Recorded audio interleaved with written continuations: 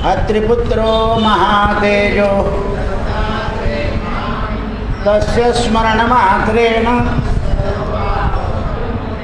वाराणस्यां भैरवदेव संसारभयनाशनम् अनेकजन्मकृतं पापं दर्शनेन विनश्यन्ति दर्शनेन विनश्यन्ति दर्शनेन। हरे राम राम राम हरे हरे, हरे कृष्ण कृष्ण कृष्ण हरे हरे, हरे कृष्ण गोपाल कृष्ण भगवान की जय। भगवान शंकराच्या शरीरातून खलन होऊन पर्वत निर्माण झाले आणि पर्वतांमध्ये रत्नांची उत्पत्ती करवली। या जगाच्या उत्पत्तीचं ज्ञान सांगितलेलं आहे। पार्वती आणि शंकराचा विहार होत असताना त्यांना प्रजा उत्पत्तीचं कल्पनाच नव्हती त्यांच्या मनामध्ये, फक्त विहार करायचा होता। म्हणून पार्वती आणि आई भगवान शंकर हे विहार करण्यामध्ये इतके मग्न होते की त्यांना त्याचं काही ज्ञान नव्हतं। तेव्हा ब्रह्मदेवानं भगवान शंकराला सांगितलं, मला जग चालवायचं आहे ना, तुम्ही उत्पत्ती करत नाही तर मला दुसऱ्या प्रकाराने उत्पत्ती करावी, माझं काम उत्पत्ती प्रकरण आहे। जसं आता पहा, जागतिक प्रश्न निर्माण झाले म्हणजे मोठ्या मोठ्या लोकांना प्रश्न पडतो की समाजाला आवरायचं कसं, कारण समाज आवरत जात नाही। समाज हा व्यक्तिगत गोष्ट पाहतो, समाज व्यक्तिगत पाहतो, पण मोठ्या लोकांना सगळ्यांचा विचार करावा लागतो। हे जेव्हा लक्षात येतं तेव्हा ब्रह्मदेवानं सांगितलं, तेव्हा मला तर असं करून चालणार नाही। म्हणाले, तू मायेचा स्वीकार कर। शेवटी माणसाला मायेचा स्वीकार करावा। पत्नीचं मंगळसूत्रसुद्धा ऐन वेळेवर मोडावं। कोणाचा स्वीकार केला? पण ती माया जन्मभर म्हणते, माझं मंगळसूत्र मोडलं तेव्हा तुमचं घर झालं, माझं मंगळसूत्र मोडलं तेव्हा तुमचं घर झालं। माया फटके दिल्याशिवाय राहत नाही। फटके नाही, चटके। काय देते? मग पार्वतीने श्राप दिला की तुम्ही माझ्या शंकराला बिथरवलं आणि तुमच्या सगळ्या देवांची प्रजा उत्पत्ती व्हायची नाही। पार्वतीने श्राप, कारण देवांची उत्पत्ती जर केली जास्ती 33 कोटीपेक्षा जास्त झालं तर मग काय होईल? म्हणून घडवलंय मायेने। श्राप देणारी कोण? मायाच। आणि श्राप निर्माण करणारी कोण? ब्रह्मदेवाची माया, इकडे शंकराची माया। म्हणून भगवान विष्णूनं सांगितलंय, मम माया दुरत्तया। तिला जिंकणं मोठं कठीण आहे। तिला मायेला जिंकणं मोठं कठीण आहे। म्हणून मायेला सांभाळलं पाहिजे, मायेला सांभाळलं पाहिजे। माया ही मर्यादित ठेवली पाहिजे। जशी ज्वाला, अग्नीची ज्वाला आहे, मर्यादेच्या बाहेर गेली की चटका आहे, तसं माया मर्यादा ओलांडली की दुःख आहे। म्हणून आपल्याला स्त्रियांना काय सांगितलं आहे? मर्यादा। पण लोक आज मर्यादा ओलांडून जातात, त्यामुळे काही काही प्रसंग उभे राहतात। म्हणून मायेला मर्यादा आहे। अग्नी जास्ती वाढला तर विघ्न करेल। आता या ग्रीष्म ऋतूत तर एवढी चिंधी, नुसतं स्पार्किंग होतं, त्या स्पार्किंगहून आग लागते। तर मायेचा प्रकार आहे। मग भगवंताचं खलन झालं आणि त्याच्या वेगानं वाप्त श्वेत पर्वत तयार झाला आणि त्या श्वेत पर्वतामध्ये सूर्याच्या प्रकाशाने आणि भगवंताच्या वीर्यानं सुवर्णाची निर्मिती झाली। म्हणून पर्वतातून सोनं निघतं, पण सोन्याला खरी मदत कोण करतं? सूर्य। शंकराचं वीर्य आणि सूर्याचं तेज आणि मायेचा श्राप याच्यामुळे रत्न तयार झाले.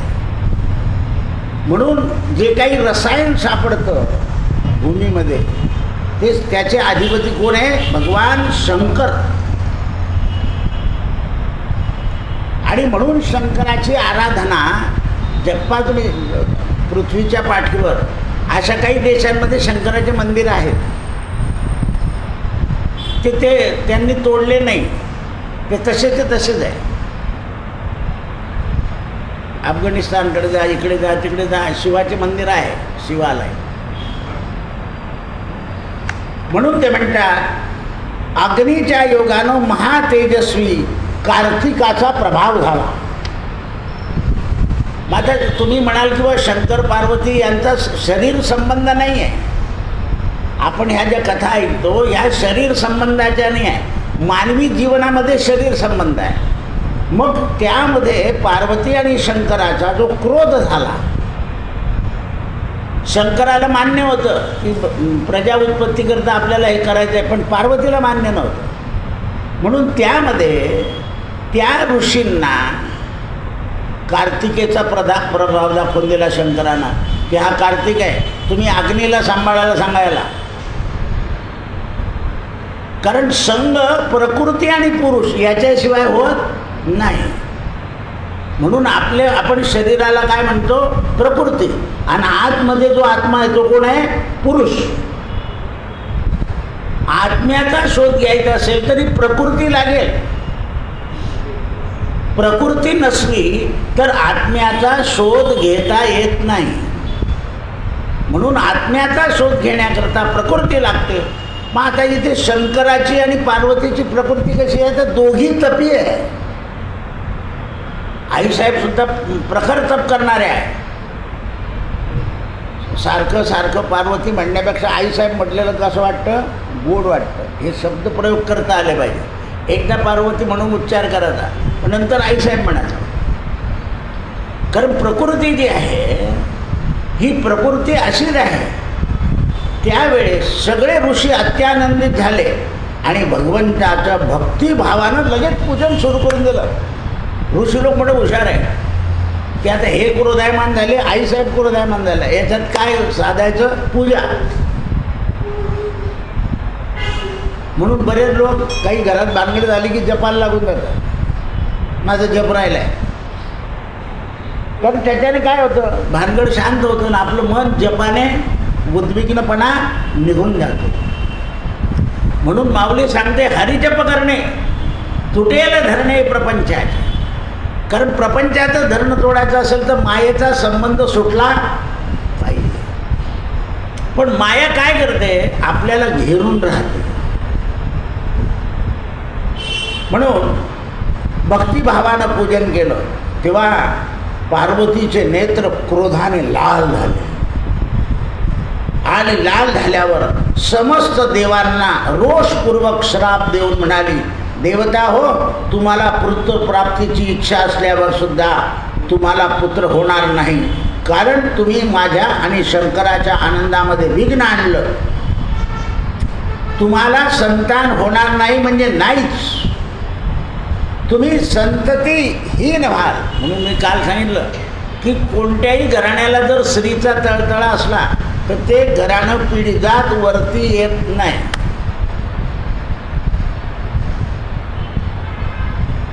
समस्त देवांनी उमादेवीला सांगितलं की आईसाहेब तुम्ही शांत व्हा. उमादेवीने सांगितलं की हे शंकराचं तेच पृथ्वीने जिंकलं. कारण पृथ्वीमध्ये गेल्याशिवाय सोनं रसायन हे उत्पन्न होणार नाही. म्हणून पृथ्वीलाही श्राप दिला. तुला बहुपती होतील. लक्षात आलं का? महाराष्ट्र, मध्य प्रदेश, अखंड भारत आहे, पण त्याच्यामध्ये किती मुख्यमंत्री आहे? लक्षात आलं? राज्य आहेतच. आणि ज्याच्या घरावर नाव आहे तो आहे. माझं घर आहे, पार्वतीचा श्राप आहे. तुम्ही शेतात सुद्धा वाकडं तिकडं शेतात असं सगळेच शेतं व्यवस्थित नाही आहे, इकडे जास्ती इकडे कमी. मग जेवढे तुकडे झाले तेवढे करून झाले मालक. असंख्य होतील म्हणे तुला. तू खोटी बुद्धी आहे तुझी. तुला पुत्र होणार नाही. माझ्या क्रोधानं मी कुलुषित झालेली आहे. त्यावेळेला भगवंतानं पाहिलं की आता उमा अति संतापली, म्हणून सांगितलं आपण पृथ्वीवर राहायचंच नाही, तुझ्या वडिलांकडे राहू. म्हणून हिमालयावर निघून गेले. बाईला जास्ती राग आला की माणूस म्हणतो चालतं तुझ्या माहेरी चाललं जाऊ 2-4 दिवस राग उतरवण्याकरता. पण माहेरी चांगलं असलं तर बरं, नाही तर आणखीन राग वाढवतो. तर राग हा देवाजवळ शांत होतो एवढं लक्षात ठेवा. ना माहेरी जाऊन, ना सासरी राहून, ना मित्राकडे जाऊन, ना मैत्रीकडे करून, हा ईश्वराकडे शांत होतो. शब्द रस रूप ते 8 दिवस जर मुली राहिल्या तर शेजारच्या मध्ये कधी जाताय तुम्ही? शेजारच्या म्हणायला लागता.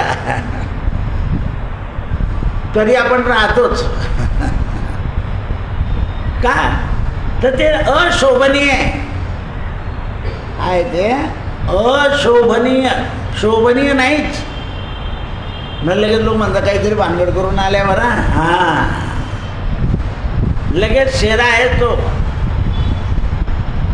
म्हणून पहिल्या दिवशी आदर, दुसऱ्या दिवशी चादर आणि तिसऱ्या दिवशी. याच्याकरता सगळ्या मुलींचे पोरांचे 12वीच्याच परीक्षा पाहिजे, म्हणजे लवकर चाललं जातं ते. म्हणून ते म्हणतात हिमालयाच्या पर्वतावर उत्तर भागामध्ये भगवान शंकरानं जागा निवडली आणि भगवान महेश्वर आणि आईसाहेब पार्वती तप करायला लागल्या आणि तपामध्ये पार्वतीचा क्रोध संपून गेला. आणि आईसाहेब शांत झाल्यावर म्हणाले की मी काय करून बसली. म्हणे असंच होतं, सगळ्यांना श्राप देऊन टाकला. म्हणे तू कोणाची मालकी नाही. म्हणे संवाद करण्याची. मग तुझं काम केलं, काही शांत करतं. कारण भगवान शंकराचं काम काय आहे? संवाद. बाईचंही काम, आईसाहेबांचंही काम काय आहे?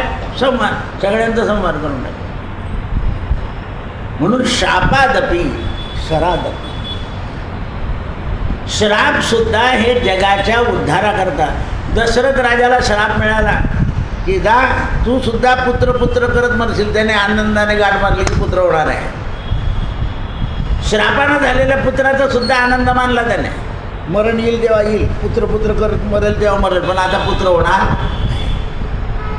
म्हणून जगामध्ये श्राप. आताही तुमचे आई वडील काय म्हणतात, अरे आमचे हाल करताना तुमच्या पुत्रेने हाल खाणार. हे काय चालले आहे? श्रापच.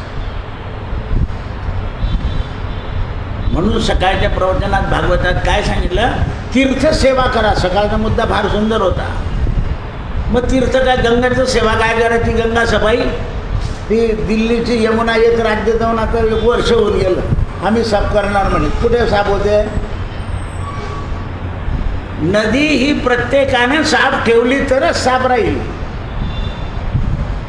पाहता मी आतापर्यंत हे निर्माल्य नदीत पाठवत होतो, आता बंद केलं. आम्ही अग्नी लावतो त्याला, कारण ते नाही करायचं ना आता. कारण पाणी वाहून जाणारं नाही आहे. मग त्याला अग्नीच्या साह्यात करायचं. पूर्वी लोक पहिला पूर आला की पत्रिका, तोरण टाट्या आणि हे सगळे फुलं नदीत टाकायचे. एका पुरात सगळं लावून द्यायचं. म्हणून हे लक्ष्मणा रामा, गिरजा हिमवानाची छोटी पुत्री उमादेवी विस्तृत वृत्तांत तुला सांगितला. आता गंगेचा प्रादुर्भाव आहे. आता कथा सांगताय गंगेची.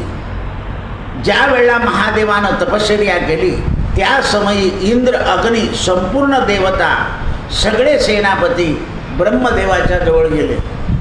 महाराज हे दोघं तपाला बसले, आता काही यांचं जगाकडे लक्ष नाही. म्हणे मग देवतांना आराम दिला पाहिजे. तेव्हा इंद्रानं अग्नीला सांगितलं. अग्नी इंद्र ब्रह्मदेवाकडे गेले आणि ब्रह्मदेवाला नमस्कार केला. म्हणाले, प्रभो, पूर्वकालापासून महेश्वर यांनी बीजरूप प्रदान केलं आहे आणि आपल्याला त्या बीजापासून सेनापती पाहिजे. गणपतीसुद्धा सेनापती आहे आणि कार्तिक स्वामीसुद्धा सेनापती आहे. आपल्याला सेनापती पाहिजे. उमादेवीनं आता तपश्चर्येनं क्रोध सोडलेला आहे. भगवान शंकराच्या क्रीडेनं आणि आईसाहेबाच्या क्रीडेनं अग्नी हा आपण पृथ्वीमध्ये ठेवून अग्नीला सांभाळायला दिला आहे. म्हणजे भगवंताचं बल. ते विधी विधान पितामहाला माहिती आहे. ते कर्तव्य प्राप्त होण्याकरता आपण त्यांचा आश्रय घेतला पाहिजे.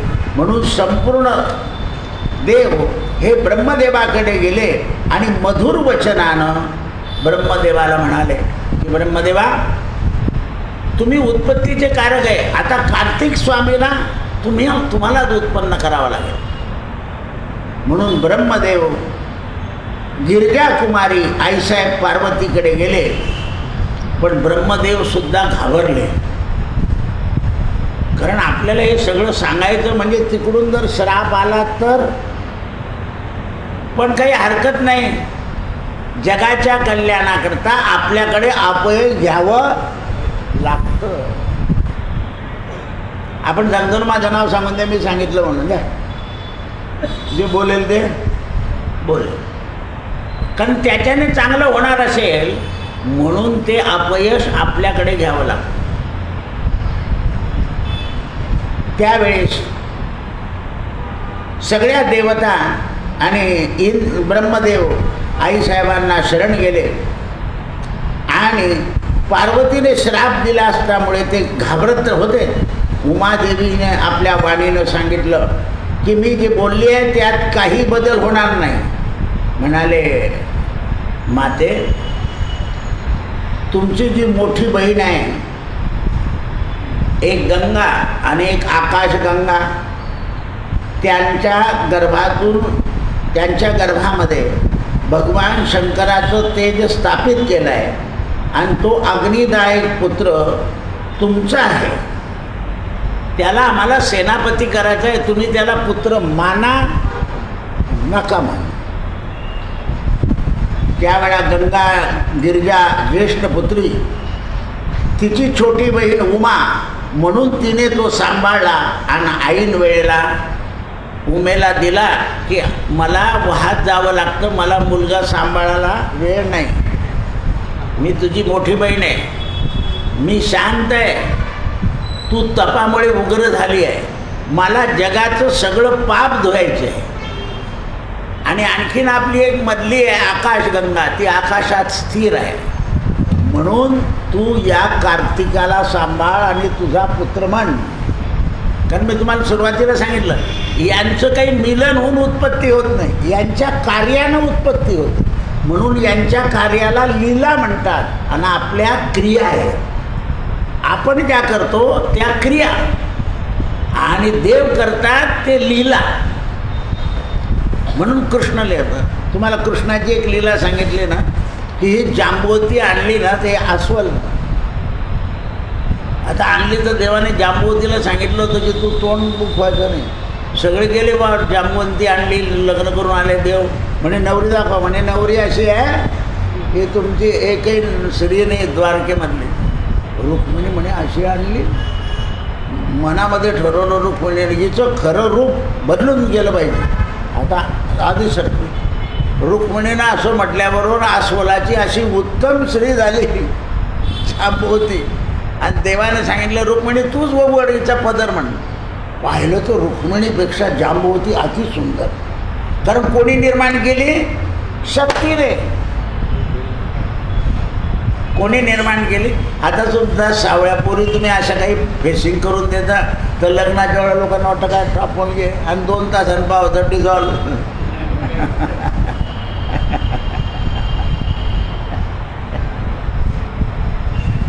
म्हटलं का त्या दिवशी मुलगी चांगला दिसत होती. असं आहे ते. हे मायेचे प्रकार सगळे. पण त्या वेळा ती सत्य माया होती. कलियुगात असत माया आहे. हा फरक आहे. मायेमध्ये सुद्धा दोन प्रकार आहे, सत आणि असत. जन्म देते आई आणि सावत्र आई. सावत्र आईने किती खरी माया दाखवली, तो लोक म्हणतात का ते आहे ना असे कुथून बोलता लोक. ती बाई बिचारी जीव टाकून टाकून सगळं करते. कारण दोन प्रकार आहे, सत आणि असत. म्हणून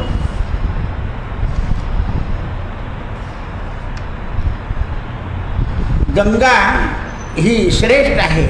हे रघुनंदना, ब्रह्मदेवाचं वचन ऐकल्यावर देव कृतकृत्य झाले आणि ब्रह्मदेवाचं सगळ्या देवांनी पूजन केलं. जसं शंकराचं पूजन ब्रह्मदेवाने केलं, तसं ब्रह्मदेवाचं पूजन.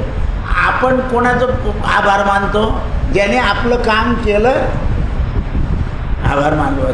आम्ही आमचं काम झाल्याशिवाय कोणी आभार मानत नाही. आपल्याकडे आता आभार आहे, पण हे सगळे देव काम झाल्यावर त्या देवतेचं पूजन करायचं. म्हणून आम्ही तुम्हाला सांगतो, गणपतीला प्रदक्षिणा घाला, मारुतीला प्रदक्षिणा घाला, रामाला देवबाई असेल तर रामाला सांगतो, कामना असेल तर गणपतीला सांगतो, देवीला सांगतो, मारुतीला सांगतो. पण भगवंत पाहिजे तर अधिक मास आहे, रोज रामाला 16 प्रदक्षिणा मारा. कशाकरता? भगवंत प्राप्ती करता. तिथे काहीच मिळणार नाही, फक्त देव मिळेल. काही लोक म्हणतील आम्हाला देव काय करायचं आहे, आमच्या पोरांचे लग्न होतं, माझ्या पोराची जपानहून बेळगावला बदली होत नाही, काय करायचं तुमचा राम? तर समर्पण भावना आहे. परवा मला कोणीतरी विचारलं की रामाला किती प्रदक्षिणा मारायच्या? म्हटलं श्रीराम जयराम किती अक्षराचा आहे? तेवढं आहे, जेवढे अक्षर आहे तेवढंच. 13 13च घातले पाहिजे, कारण तो 13 अक्षरी मंत्र आहे. नाम मंत्र जप कोटी जाईल पाप, राम संकल्प धरुणी राहे. म्हणून त्यावेळेस श्रीरामा विविध धातू अलंकृत उत्तम कैलास पर्वतावर उत्पन्न झाले. धातू अग्निदेवाचा पुत्र उत्पन्न कार्याची नियुक्ती केली. बोलता बोलता हुताशनी अग्नी याने भगवान रुद्राचं जे तेज होतं ते गंगेमध्ये स्थापित केलं. आणि तेव्हा देवतांना आनंद झाला. अग्नीतून गंगाच्या निकटीतून देव सगळे प्रगट झाले. गर्भधारणा झाली. अग्निदेवानं ती बातमी ऐकून गंगादेवीला दिव्य रूप धारण करायला सांगितलं. म्हणजे नदीचं रूप सोडून दिव्य रूप धारण करायला सांगितलं. आणि रघुनंदना अग्निदेवाने गंगादेवीच्याकडे जाऊन रुद्र तेजाच्या योगानं अभिषेक केला.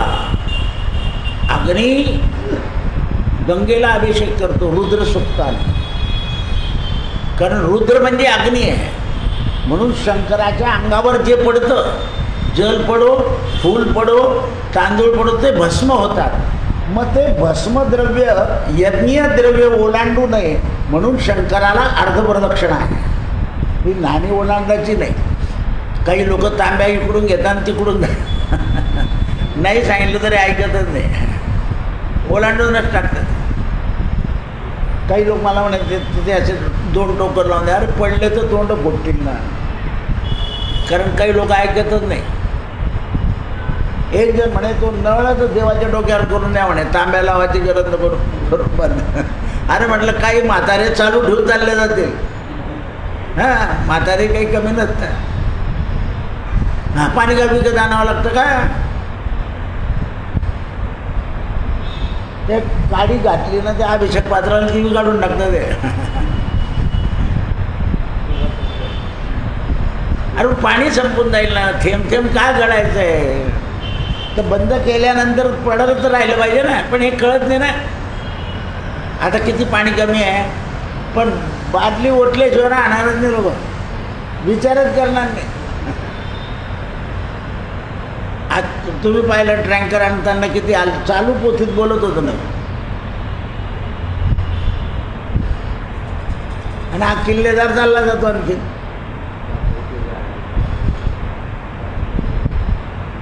असं आहे ते. म्हणून ते म्हणतात समस्त गंगेला अग्निदेवानं रुद्राभिषेक केला. म्हणून गंगेमध्ये दूध घालायचं महत्त्व जास्त आहे. कारण त्या दुधानं पितृतृप्त होता जाऊन, पण अग्नी शांत होतो. आता तुम्ही म्हणाल पाण्यामध्ये अग्नी कसा आहे, हे काय आहे तुमचं, हे कुठून निर्माण झालं? त्या प्लेटवर सूर्यकिरण पडत आहे, काय निर्माण होतंय तुमचं? अग्नी, तेच विद्युत. आपण अन्न आणि पाणी पोटात गेलं की आपल्या शरीरात काय निर्माण होते? शक्ती.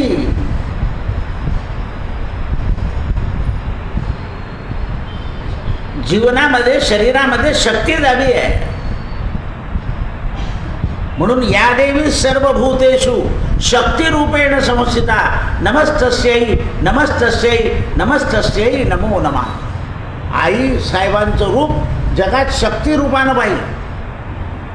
मग शक्तीतून 3 प्रकारची आहे, द्रव्य शक्ती, धान्य शक्ती आणि शस्त्र शक्ती. जगाच्या रक्षणाकरता काय लागतं? शस्त्र. धान्य प्राणाच्या करता आणि द्रव्य व्यवहाराकरता. म्हणून महाकाली, महालक्ष्मी आणि महासरस्वती.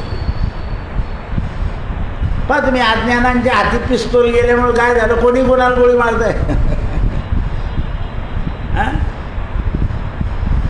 अजूनही कृत्रिम पिस्तल बनवण्याचे कारखाने बंद पडू शकत नाही तुमच्याकडून. एवढं विज्ञान झालं, दराण ठेवून द्या ना. बनवणारं सापडलं की त्याला बाहेर ठेवायचंच नाही. किती गावठी पिस्तूल सापडत आहे, कसे बनतात? म्हणून ते म्हणतात संपूर्ण देवांना हविष अन्नाची उत्पत्ती झाली. मुगाची डाळ, हे जे उग्रधान्य आहे, हे सप्तधान्य आपण ज्याला म्हणतो. सप्तधान्यामध्ये गहू तांदूळणे जेवढे द्विदल आहे तेवढे. याची दानं काय आहे त्याच्याकरता सांगितलं त्याने. हे हविष अन्न देवांचं भोग आहे. अग्निदेवानं गंगा देवीला सांगितलं की देवी तू हिमालय पर्वताच्या पृष्ठभागापासून प्रगट हो आणि जगाला शांत कर. आणि म्हणाले मी तर भगवंताच्या चरणातून ब्रह्मदेवाच्या कमंडलूत दिलं.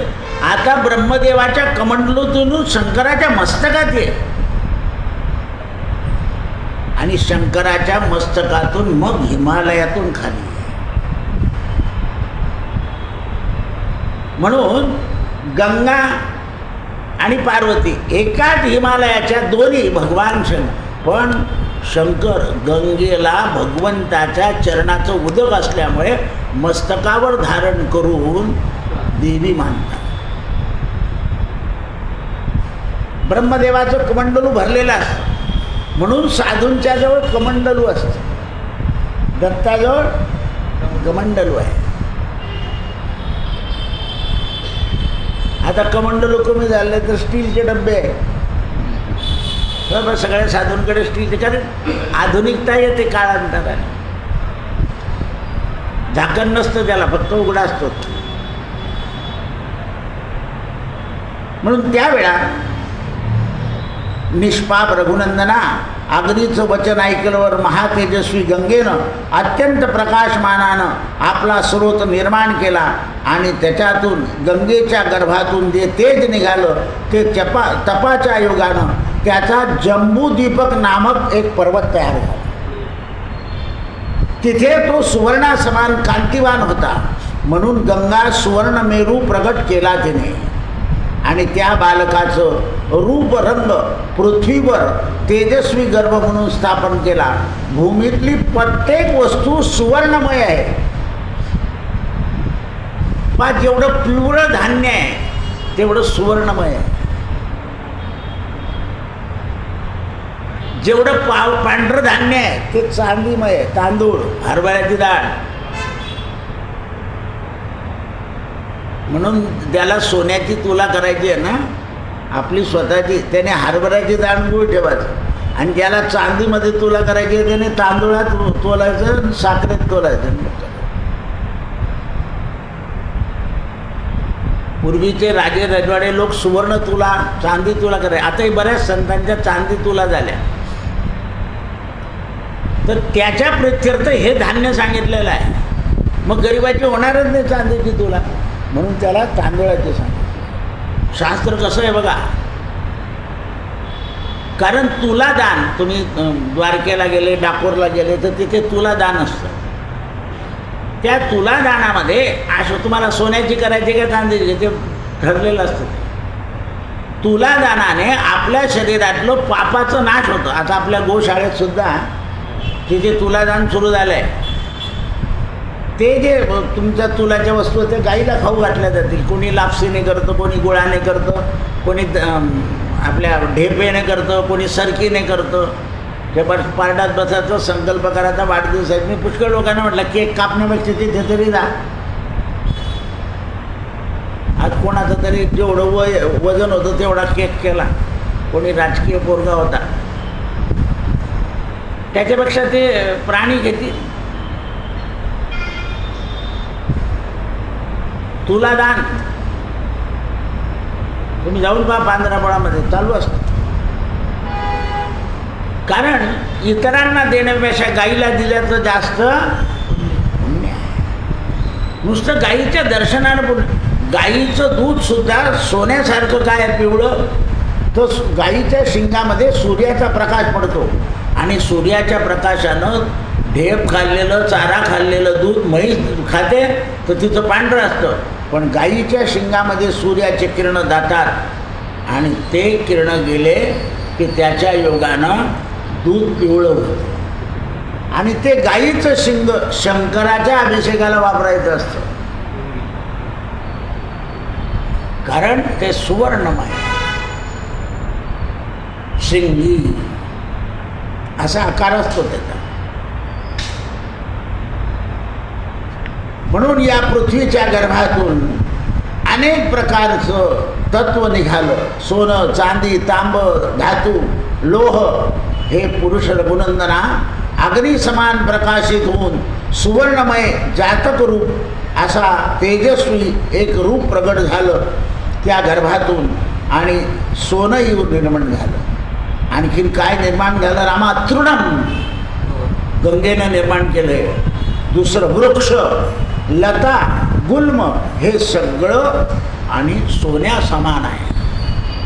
औषधी सुद्धा काय सोन्या समान आहे.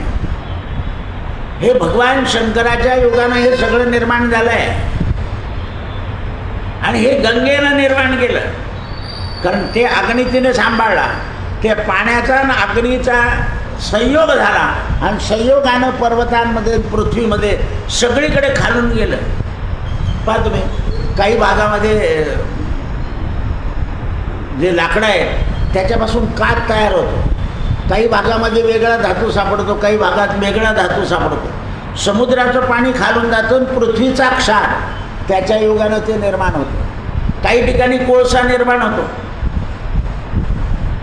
हे सगळं भगवान शंकराची कृती आहे. शक्ती आणि पुरुष, प्रकृती आणि पुरुष या दोघांच्या संयोगानं निर्माण होणार. आणि मानव मात्र त्याचा सगळा उद्ध्वस्त करतो.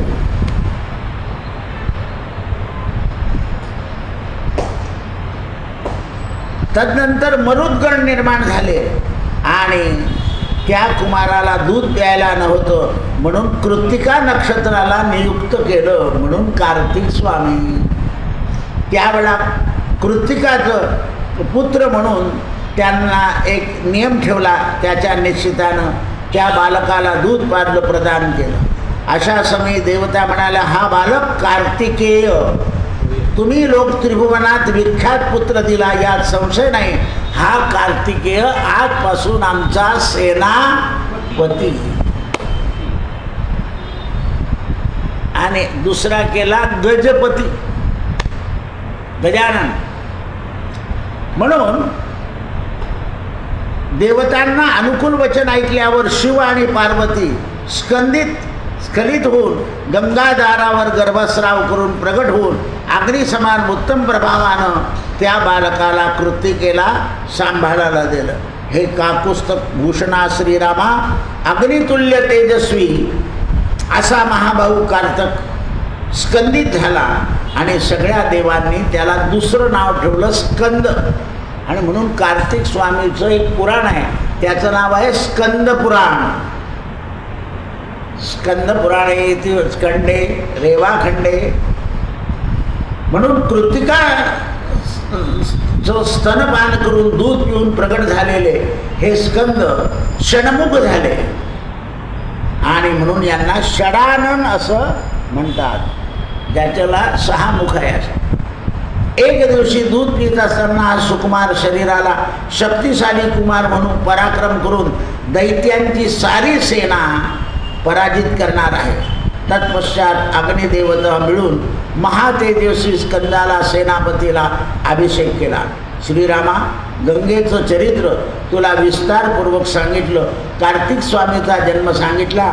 जे लोक ऐकतील ते श्रोते धन्य होऊन पुण्यात्मा होतील आणि त्यांना गंगा स्नानाचं फल प्राप्त होईल. कृष्णार्पणमस्तु.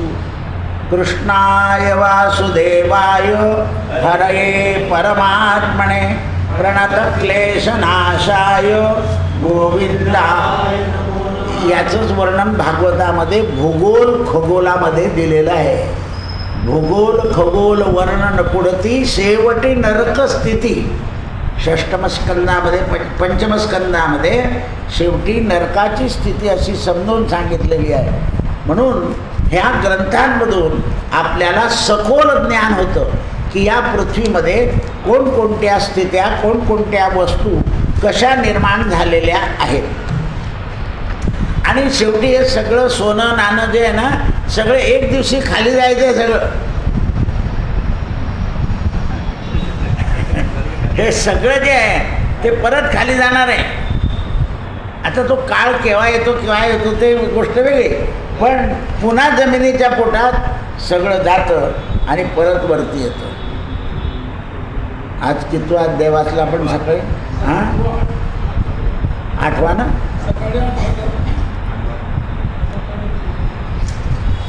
परत आवृत्ती होईल ना.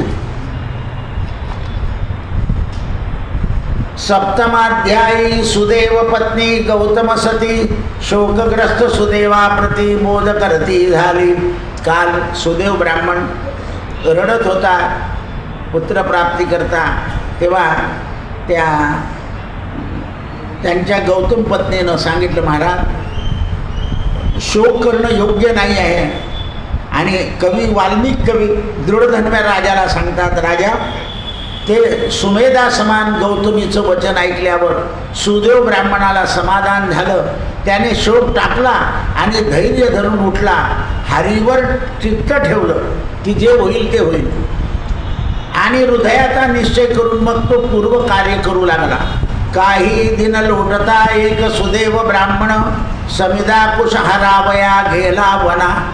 तो ब्राह्मण समिधा गर्भ घ्यायला वनात गेला. त्याच दिनी तयाचा नंदन जलक्रीडा करावया गेला जाण. नदीवर पोरं स्नानाला गेले. ग्रीष्म उष्माती परमानंद धरोने एकामेकाचे हस्त मत्स्यगिरी पोहती. बुडी मारून जायचं, वरती यायचं. प्रतिक्षणी पुढे लोळता पळता दुजा धावून येता तिजा बुडवणे अकस्मात पुढे ढकलता. पुढच्याशी खाली ओढावे वारंवार येऊन तिरास लोटून द्यावे एकामेकाशी. म्हणजे जलक्रीडा सांगितलेली आहे. एक तिरी अवलंबती आनंद चित्ती होती ऐशी क्रीडा करती मित्र प्रारब्ध ओढवले विचित्र. असं खेळता खेळता प्रारब्ध. सुदेव द्विजाचा पुत्र शीतल गात्र झाला, थकून गेला. मित्रवर्गाचे भय दानवणे पाण्यातच राहिला. नाकामात पाणी जावून मुखात पाणी गेले. निमिषामाधी तळा जावून पडला. आणि सुखदेवाला नाही घरी ऐसे पाहून अवसरी घाबरले सगळे. मग महशताक्रोश धावत गेले गौतमी व्रत, म्हणती माये बुडाला तुझा सुत पाण्यात. गौतमीला सांगायला गेली मुलं, ती व्रज कठोरवाणी कर्णा माझी पडता, हा हा पुत्र म्हणून निष्ठ धरणी चाली तत्वता. हा गर्भ समिधा घेऊन ब्राह्मण घरी आला. पुत्रा पुत्रा हाक फोडीत धावत गेला वापिके व्रत, पुत्राचे फुगोनी प्रेत वरती आले. तया लवगळे काढून आलिंगले घट्ट धरून मुखचुंबन करती. त्या प्रेताला सारखं चुंबळत आहे. हस्ते कुरवाळीत वदन वारंवार पाहती न्यामून, रडता रडता कंठ दाटून सुदेव बोलता झाला. म्हणे गा वत्सता न्या बाळा सत्वर उठ मदसी शुभ वेळा. रडतोय की बाळा उठ, तुझ्याशिवाय आम्ही जेवणार नाही खाणार नाही. तू आम्हाला टाकून कुठे गेला, आम्हाला परदेशी कसा करून गेला. सर्व गुणाचे बाळ आता व्यर्थन दडवी काळ, निजोने उठ तत्वर. तू झोपलाय म्हणे उठ लवकर, तुझं टाकून आम्ही घरी जात नाही, आम्ही घरी जाणार नाही म्हणे. आजपर्यंत मी न केले निंद कर्म, काही कर्म न आचारिले. मी आतापर्यंत वाईट कर्म केलं नाही म्हणे. ऐसे असता माझा नंदन, आज का पावला निधान, कोणत्या कर्म विपकाने दुःख भोगले. अरे मी तो वृद्ध अति, माझा एकुलता एक पुत्र नयन, तोही आकर्षवणे निर्दया नेला. या काळाने म्हणे निर्दयाने माझा एकुलता एक पुत्र नेला म्हणे. आम्ही दाम्पत्य अति निर्धन, आमुचा बाळ तो एकच धन, तया हरती तुझा लागुने लाज कैची वाटेना. हे देवा, आमचा एकुलता एक पुत्र तू हरवून घेतला म्हणे. तू सर्वत्र सोनी सदय, मधवर झाला शिकाय निर्दय, विपरीत देय म्हणून या. आता माझे बाळाकडून शोधू मी कोठून, या बाळाला कुठून शोधू म्हणे. तो पर्जन्य जळ मिळतं, भूमी प्रसवते धान्य, पर्वत नाना रत्न सागरी मोती सापडती, परी मृतपत्र कोठे सापडेल. मेलेला मुलगा कुठे सापडेल म्हणे. माझे बाळाचे वदन मज कोठे दिसेल, वत्सा तान्या दया करी एकवार बोल सत्वरी. आई वडील रडताय, पाहून वेल्हाळा दया नये रे तुझं ऐसे कथिती. देवा, आम्ही इतके रडतोय तरी तुला दया येत नाही म्हणून. आधी तू आमासी पुसल्या विण, कोठे गेला असे दीर्घ प्राण, आता मधुर वेदाध्यायन कोणाचे ऐकू. तुझे वेदाध्यायन करत होता ते आता मला कसं. धन्य धन्य दशरथ राजा, कारण मुलगा वनात गेल्यावर त्याने प्राण सोडून दिला आणि आम्ही दुर्भागी म्हणे अजून आमचा प्राण जात नाही. तरी धावरे श्रीहरी, दीना ते रक्षी सत्वरी, पुत्र शोक कळा अंतरी निर्धारी. हे देवा धाव आणि आमचा पुत्र शोक दूर कर. हे अनुचित केले पाहिले, दृष्टीस न लिहिले, तैसे कोणी आम्हा लाभले तरी. तब नभा माझी अकस्मात उदळला. आकाशामध्ये ढग आले, वारा सुटला, झाडं पडायला लागले. पण हे दोन्ही पती पत्नी लोकांनी समजवलं पण ऐकलं नाही. मुलाचं प्रेत आपल्या मांडीवर घेऊन रडतात. तर किती दिवस बसले म्हणे. 1 महिन्यापर्यंत जाणं, बालकाशी धरून बैसले जाणं. 1 महिनाभर अन्न पाणी वर्गले. सकाळचा दिवस उजवला की संध्याकाळ व्हायची, पण ती उठायची नाही. प्रातःकाळी अभ्रस्नान, नित्य घडले उपोषण. आणि अशा प्रकार महिनाभर. तो विप्रे देखिला भगवान, अंकित पुत्र ते क्षण मेदवरी. हा मुलाला मांडीवर घेऊन बसल्या आणि भगवान, कारण काय झालं म्हणे, भगवान का प्रकट झाले. तो पुरुषोत्तमाचा मास, म्हणून घडले स्नान उपास दान. ते घडलं म्हणून भगवान प्रसन्न झाले. भगवान कैवल्यदानी तया लागुनी, म्हणे सुदैवा तू भाग्यवान, धन्य धन्य आहे जी दान. त्रैलोकी तुझ्यासारखा समर्थ कोणी नाही. वत्सा तुझ लागुनी भविष्य सांगतो आता. देव त्याला भविष्य सांगता. 12 सहस्र वर्ष पूर्ण होता तुझा पुत्र वाचेल. तू सतत पुत्र सुख खचित भोगशील, प्रसन्न होऊन जाशील. तब पुत्र विलोकून स्पृष्टी होशील देवा. आणि मी प्रसन्न झालो तुझशी, स्थापिला तुझा नंदन. आता तुझं लागून सदा सुखद होईल.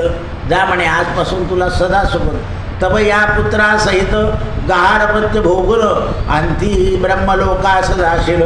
या पुत्राचं सगळं सुख भोगून शेवटी ब्रह्मलोकाला जाशील. दृढधन्व्या विख्यात, पुढच्या जन्मी दृढधन्व्याचा राजा होशील म्हणे, चक्रवर्ती होशील, बलवान, धनसंपत्ती होईल. हीच गौतमी तुझी पत्नी, गुणनाम सुंदरी, राजनीती निपुण, ऐसे कन्यारत्न होतील तुझं जाणं, सुरसी परिदुर्लभ.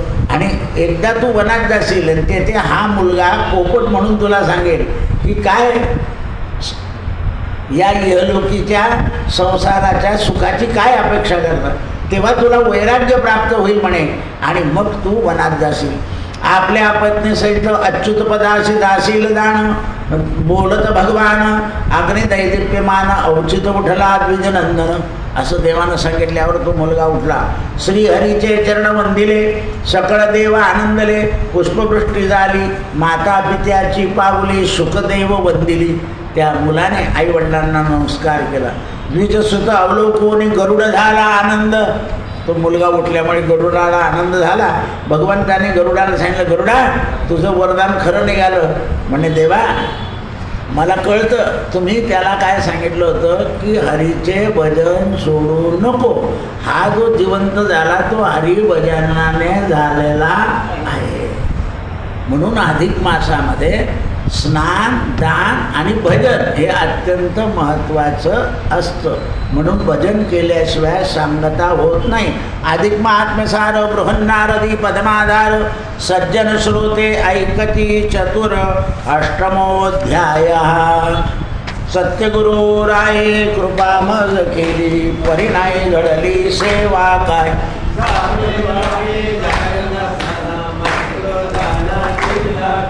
भोजना मागती तुपा, पहिला सरस